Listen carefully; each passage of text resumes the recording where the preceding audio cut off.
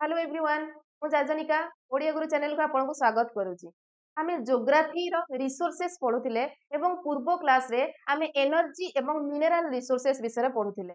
शक्ति एवं खनिज संबल तार गोटे क्लास ऑलरेडी करि सारिचे। सेथिरे डेफिनेशन देखिले एवं तार विभिन्न टाइप्स विभिन्न प्रकार विषय रे आमे डिस्कशन करले। आजी आमे तार सेकेंड पार्ट पढिबा मिनरल रिसोर्सेस खनिज संबल विषय पढ़ा जो थी कि आम इंडिया पर्सपेक्टिव रु ताकू डिस्कसन करवा। इंडिया रो जो मिनरल सिनारियो इन इंडिया ता विषय पढ़ा। चलतु क्लास आरंभ करवा। ओके देखंतु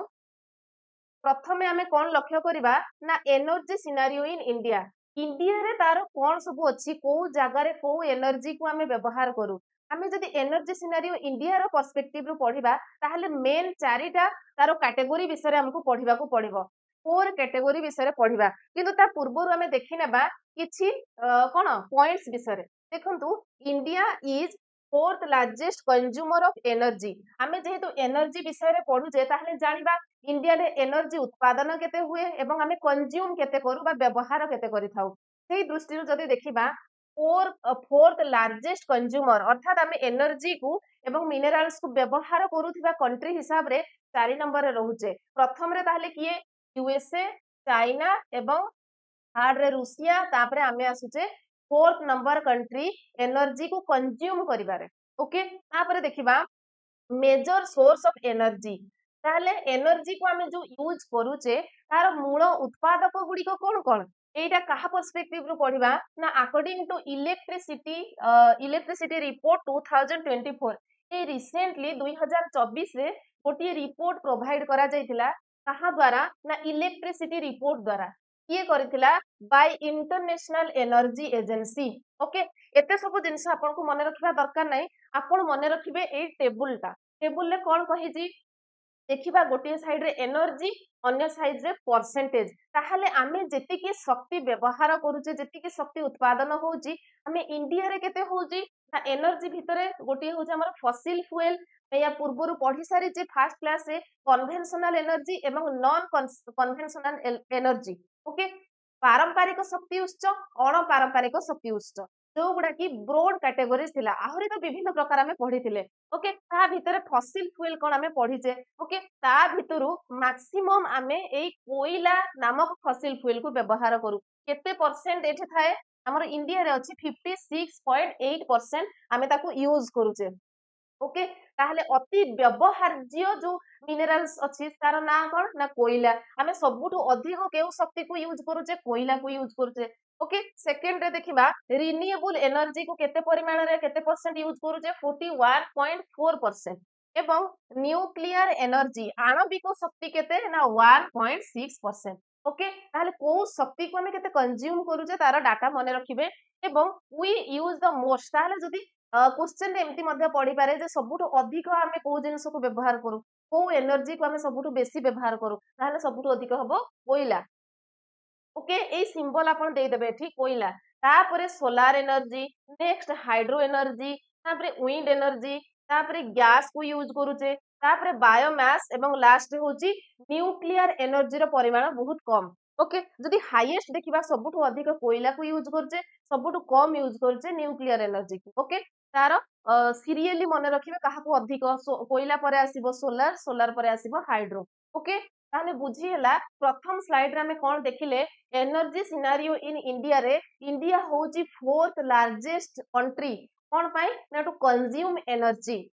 ओके आमे केते एनर्जी को कंज्यूम करूचे व्यवहार करूचे सेइथरे एक नंबर ताले प्रथम किए ना प्रथमे होची यूएसए सेकंड रे चाइना एवं थर्ड रूसिया। ओके तापरे आपण मने रखि देबे हमर जो मेजर सोर्स आमे कोठु पाउचु अधिक आमे काहा को यूज करूचु ना कोयला को यूज करूचु केते परसेंट एतिकी। ओके नेक्स्ट नेक्स्ट देखंतु एठी ए पिक्चर टा को आपण भलसे ध्यान दियंतु distribution of minerals in India India रे ताहले मिनरल्स को केमिति डिस्ट्रीब्यूट करा जायछि। ओके ताहले एठी प्रथमे हमें देखिबा गोटिए होची एक नंबर हमर एगुडा हमर कोन ना रीजन हिसाब रे डिवाइड करा जायछि। प्रथम टी होची north eastern plateau reason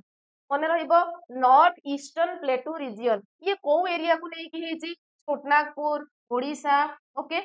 Odisha आसिला ये हमर वेस्ट बेंगल आसिला तापरे छत्तीसगढ़ आसिला ओके छत्तीसगढ़ एवं किछि झारखंड मध्य एरिया ताहले मोटामोटी आमे जदि देखिबाकू जिबा एई एरियाटा को एरिया कुहा जिवो ना नॉर्थ ईस्टर्न रीजन कुहा जिवो एवं जेहेतु एठी छोटनागपुर प्लेटू अंश अंतर्भुक्त अछि तेणु याकू नॉर्थ ईस्टर्न प्लेटू रीजन बोली कुहा जाउची ओके आ गोटिए रीजन हमर एटा हे गला नॉर्थ ईस्टर्न प्लेटू रीजन को एरिया को लेकी हेची ना छत्तीसगढ़ ओडिशा झारखंड किछि पार्ट एवं वेस्ट बंगाल ओके तापरे नेक्स्ट रीजन हमर पढिबा आगो केवल एबे आपण रीजन गुडा को देखि नियंतु ओके तापरे सेकंड एटा होची हमर सेकंड नंबर रीजन यार ना होची साउथ वेस्टर्न प्लेटू रीजन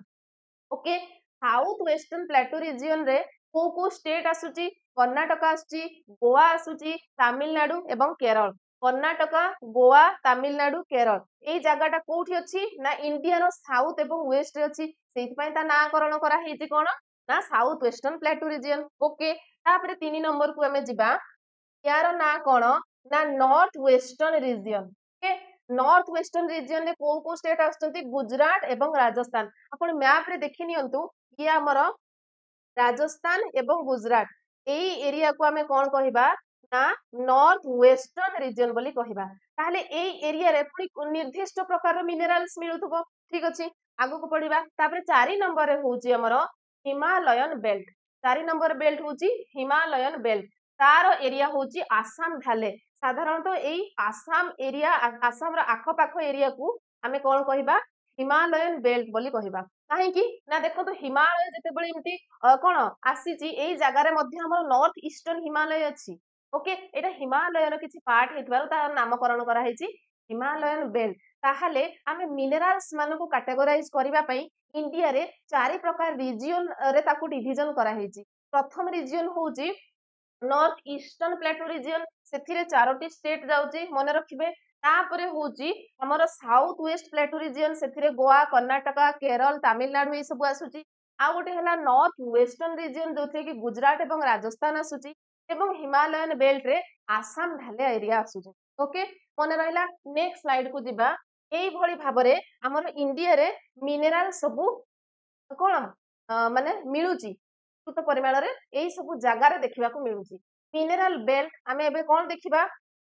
एबे आमे जो सब मिनरल बेल्ट्स विषय रे पढिले सेही मिनरल बेल्ट्स को देखिबा एवं से मिनरल बेल्ट्स रे को मिनरल मिले पढिबा तापरे अदर फैक्ट्स विषय रे देखिबा देखंतु प्रथमटी हमर थिला north eastern plateau region north eastern plateau region रे को एरिया आसुथला ओडिशा आसुथला छत्तीसगढ़ आसुथला ओके वेस्ट बंगाल आसुथला एवं झारखंड रो किछि पार्ट तारे सेठी कोन मिले मने रखिबे माइका मिले आयरन मिले कोयला मिले बॉक्साइट एवं मैंगानीज मिले एथिरे बुझिबार सेमति विशेष किछि नै आपण तार नाम मने रखिबे को बेल्ट रे को मिनरल्स मिले सेकंड रे देखिबा साउथ वेस्टर्न प्लेटू रीजन एटा को एरिया रे आसुथिला ना गोवा केरल तमिलनाडु एवं कर्नाटक रो किछि पार्ट ठीक अछि एठी कोन मिले